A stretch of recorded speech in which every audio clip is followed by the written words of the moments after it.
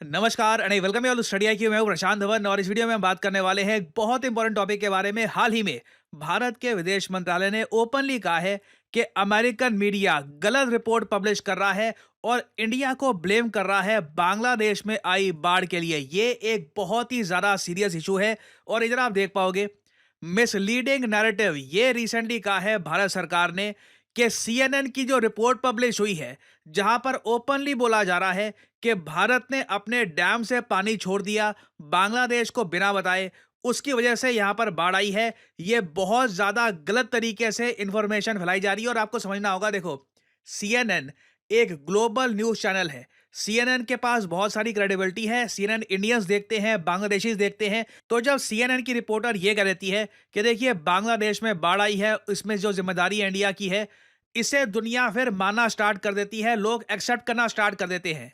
और अगर यहाँ पे आपका सवाल यह है कि वेट बांग्लादेश में कौन सी बाढ़ आई और सीएनएन ने इस पर क्या रिपोर्ट बना दी थी, समझाता हूँ आपको। इधर आप देख पाओगे एशिया का मैप, ये हमारा प्यारा भारत और यहाँ पे है बांग्लादेश। ना बांग्लादेश का जो ये वाला पार्ट है ना, ये चट्टोग्राम के आसपास का जो रीजन है, यहाँ पे हाल ही में लार्ज स्केल पर बाढ़ आई है। बाढ़ की वजह से ये बात अब कंफर्म हो चुकी है कि 50 से ऊपर लोग मारे जा चुके हैं और आज के समय यूनिसेफ की स्टेटमेंट के हिसाब से 20 लाख बच्चे हैं बांग्लादेश में जो एट रिस्क हैं, क्योंकि बीमारियां फैल रही हैं। कई जगह खाने पीने को नहीं है, बेसिक फैसिलिटीज नहीं है, दवाइयों की कमी है और कई लाखों लोग, 50 लाख के आसपास बताया जा रहा है, लोग डिस्प्लेस हो चुके हैं। बिल्कुल बांग्लादेश जैसे कंट्री के लिए ये एक बड़ा डिजास्टर हुआ है ना। वो प्रॉब्लम ये है कि बांग्लादेश में ही कई लोग जो भारत को पसंद नहीं करते, उन्होंने इस फ्लड के बारे में ये फेक न्यूज बनानी स्टार्ट कर दी कि त्रिपुरा में एक डैम है दुम्बुर डैम के नाम से, उसका पानी भारत ने रिलीज कर दिया बिना किसी वार्निंग के और इसी वजह से आज के समय बांग्लादेश सफर कर रहा है। इंडिया ने कई बार कहा था उस वक्त भी कि ये गलत इंफॉर्मेशन है। मैंने इस टॉपिक पर उस वक्त एक डेडिकेटेड वीडियो भी बनाई थी कि ये आप लोगों का दायित्व है कि सोशल मीडिया पर ये बात आपको फैलानी है कि इंडिया को गलत तरीके से टारगेट किया जा रहा है। बट प्रॉब्लम ये है, मैं कितना बोल लूंगा, आप लोग सोशल मीडिया पे कितना फैला लोगे। अगर सीएनएन जैसी पावरफुल मीडिया फोर्स ही अपनी रिपोर्ट में इंडिया को ब्लेम करना स्टार्ट कर देती है, तब तो देखिए प्रॉब्लम बहुत ज़रा बढ़ जाती है। हालांकि भारत सरकार ने कहा है कि जो रिपोर्ट है सीएनएन की मिसलीडिंग है, बट आपको भी पता है, मुझे पता है कि सीएनएन की जो ओरिजिनल वीडियो है उसे कई गुना ज़्यादा सर्कुलेट किया जाएगा और भारत सरकार की जो ये स्टेटमेंट है, मेरी वीडियो है, ये बहुत ज़्यादा कम लोगों तक पहुंच पाएगी इन कंपैरिजन। नाउ सीएनएन ने अपनी रिपोर्ट में दिखाया क्या है, एक बार ये देखिए। नाउ यहाँ पे आप देख पाओगे ये अमेरिकन जर्नलिस्ट है सीएनएन की, ये बांग्लादेश के जो फ्लड्स हैं इनको कवर कर रही है। अभी अचानक से ये बोलना स्टार्ट कर देगी इंडिया की बॉर्डर के बारे में और कैसे बांग्लादेश के लोग ये कह रहे हैं कि ये फ्लड्स इंडिया ने कॉज किए हैं और फिर उसके ऊपर ये अपनी खुद की एक टिप्पणी देंगी। They can gather whatever they can walk out with. We understand at the Feni Hospital that the water is chin high, so we don't know what the state of the situation is there for the patients, but people here are angry. They say they have never seen this sort of flooding in their lifetime. We're on the border with India. And as far as the Bangladeshis are concerned, this has been caused by India. There are reports that the floodgates of one of its dams just across the border was opened on Wednesday, and that created this surge of water that has now spread over 10 districts. Now ये जो छोटी सी clip है ना, बांग्लादेश में बहुत ज़्यादा viral हुई है और इसका रीज़न आप समझ सकते हैं। जो लोग बांग्लादेश में एंटी इंडिया नैरेटिव फैलाना चाहते हैं, जो मैं कहूँगा काफ़ी हद तक जीत भी रहे हैं। बांग्लादेश में आज के समय बहुत ज़्यादा स्ट्रॉन्ग एंटी इंडिया नैरेटिव बन चुका है। आपने देखा होगा रिसेंटली जमात इस्लामी पर जो बैन था बांग्लादेश पर, यह भी रिमूव कर दिया गया है। कई आतंकवादी जो इंडिया ने हेल्प करी थी बांग्लादेश की पकड़वाने में, वो भी हाल ही में छूट गए हैं इनके कोट एंड कोट रेवोल्यूशन में। तो ऐसे टाइम में आप खुद ही सोच सकते हैं कि सीएनएन जैसी रेपुटेशन वाला एक ग्लोबल मीडिया आउटलेट, इनकी रिपोर्टर बांग्लादेश के फ्लड्स को कवर करते करते अगर ये कह देती हैं कि हाँ रिपोर्ट्स आ रही हैं कि त्रिपुरा में जो दुम्बुर डैम है वहां से पानी रिलीज कर दिया गया और उसी की वजह से ये सब हुआ है ना, आप इमेजिन करके देखिए। इससे जो बांग्लादेश में न्यूट्रल लोग थे, जो अभी के लिए इतने एंटी इंडिया नहीं भी हुए ना, उनको और ज्यादा एंटी इंडिया कर दिया गया है। और इंडिया ने देखिए यहाँ पर बिल्कुल सही टाइम पर ये मिसलीडिंग नैरेटिव वाली बात बोली है सीएनएन पर। और इंपॉर्टेंट ये है कि ये बात हमारा मीडिया, अगेन मैं यूट्यूब वीडियो यहाँ पर बना रहा हूँ, इंडियन मीडिया बहुत बड़ा है, हमारे बहुत सारे चैनल्स हैं, उनके थ्रू ये बात ग्लोबली पहुंचाना बहुत इंपॉर्टेंट है कि जो भी बात सीएनएन ने कही है ये एब्सोल्युटली फॉल्स है। नहीं तो अगर बांग्लादेश की बड़ी आबादी ने ये बात एक्सेप्ट कर ली कि हाँ इंडिया ये सब कर रहा है, तब तो आप ऑलमोस्ट कह लीजिए इंडिया बांग्लादेश रिलेशंस कई सालों तक खराब रहेंगे।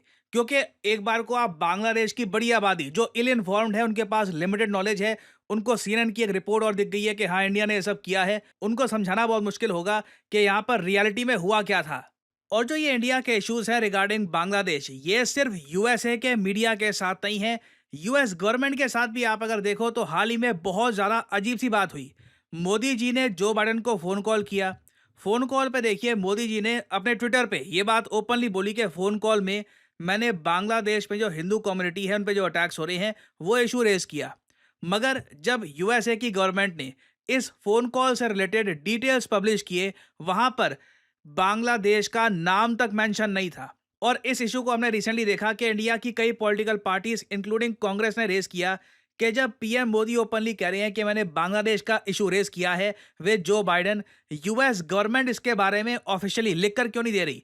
वेल इसके रिस्पॉन्स में मिनिस्ट्री ऑफ फॉरेन अफेयर्स ने यह कहा है कि बिल्कुल deeply it was very much discussed substantially by PM Modi and president जो बाइडन। यूएसए की मर्जी है कि वो लोग अपनी तरफ से जो डिटेल्स पब्लिश करते हैं इस कॉन्वर्सेशन के बारे में, उसमें बांग्लादेश का वो लोग मेंशन करें या ना करें। क्योंकि सिंस ये कोई जॉइंट प्रेस कॉन्फ्रेंस नहीं थी, कोई डिक्लेरेशन नहीं थी, तो दोनों कंट्रीज के बीच में ऐसा नहीं है कि बिल्कुल सिमिलर पॉइंट्स पर बेस्ड ही जो डेटा है ये पब्लिश होगा। बट तब भी आप अगर सोचो, बहुत अजीब बात है कि यूएस गवर्नमेंट बिल्कुल बांग्लादेश का मेंशन भी नहीं करना चाहती, वेयरएज जो यूएस मीडिया है ये ओपनली एक एंटी इंडिया नैरेटिव क्रिएट करने की कोशिश कर रहा है इन बांग्लादेश। तो आने वाले समय में देखिए इस टॉपिक से रिलेटेड बहुत सी डेवलपमेंट्स होंगी, बहुत सी रिपोर्ट्स पब्लिश होंगी। मैं आपके लिए बाद में अपडेटेड वीडियोस लाता रहूंगा। और फाइनली यहाँ पे मैं आपसे एक सवाल पूछूंगा। देखिए फ्रांस में जो समर ओलंपिक्स हैं वहां पर तो हमारा 0 गोल्ड मेडल आया, कोई भी गोल्ड मेडल हम लोग नहीं जीत पाए। अब जो पैरालंपिक खेल हो रहे हैं वहां पर पहला गोल्ड इंडिया को मिला है। बेसिकली फ्रांस में पहला गोल्ड मेडल इस साल इंडिया ने जीत लिया है और ये गोल्ड मेडल जीत के लाई हैं अवानी लेखारा। आपको बताना है कि अवानी ने जो ये गोल्ड मेडल जीता है ये किस स्पोर्ट में जीता है। ये है यहाँ पे आपकी ऑप्शंस, एथलेटिक्स, शूटिंग, आर्चरी या फिर स्विमिंग। कमेंट सेक्शन में करिए उत्तर। जो लोग सही आंसर देंगे उनकी कमेंट को मैं हार्ट दे दूंगा ताकि बाकी लोग समझ पाएं कि सही उत्तर क्या है। स्टडी आईक्यू के जो 2025 के बैच है, सभी बैचेस ये इस महीने के अंत में खत्म हो जाएंगे। अगले महीने बड़े चेंजेस किए जाएंगे, तो प्रीलिम्स के लिए तैयारी करने का टाइम अब लिमिटेड बचा है। आपके पास एक गोल्डन अपॉर्चुनिटी है कि जो आखिरी के 3 दिन हैं इस महीने के 29th, 30th एंड 31st, आप एक मैसिव डिस्काउंट पर स्टडी आईक्यू के बैच में कर सकते हैं एनरोल। इसके बाद देखिए 2025 के बैचेस समाप्त हो जाएंगे, कोई भी 2025 का बैच सामने नहीं आएगा। तो आपको करना क्या है, कमेंट सेक्शन में जाइए, यहाँ पे आपको मिलेगा ये लिंक, इस लिंक पर करिए क्लिक और यहाँ पे आप परचेज कर पाएंगे स्टडी आईक्यू का प्रतिज्ञा प्लस बैच। बट जो यहाँ पर प्राइस लिखा है, नेवर पे दिस प्राइस, और आपने एक बात नोट करी होगी, यूजुअली आप अगर यहाँ पे कोड लगाते थे तो ये प्राइस बन जाता था 25,000 के आसपास। बट इन 3 दिनों में, आखिरी के जो 3 दिन है 2025 बैचेस के, यहाँ पे आपको मैसिव डिस्काउंट मिलता है। 24,000 के प्राइस में आप परचेज कर सकते हैं ये कोर्स। वैलिडिटी होगी इस कोर्स की 30 महीने की। लाइव क्लासेस यहाँ पे आपको मिलेगी, 1-to-1 मेंटरशिप जो एंश्योर करेगी कि कोर्स परचेज करने के बाद आप बस सो ना जाएं कि हाँ कोर्स ले लिया, बस तैयारी होती रहेगी।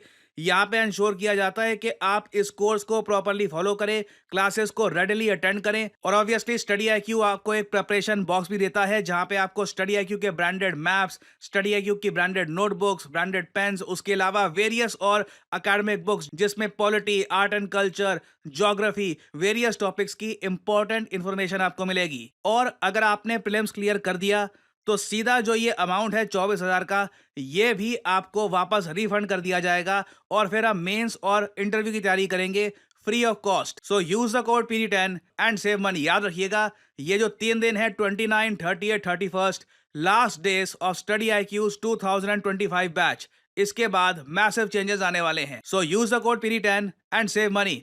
इसी नोट के साथ यह वीडियो का thank you for listening as always. May the gods watch over you.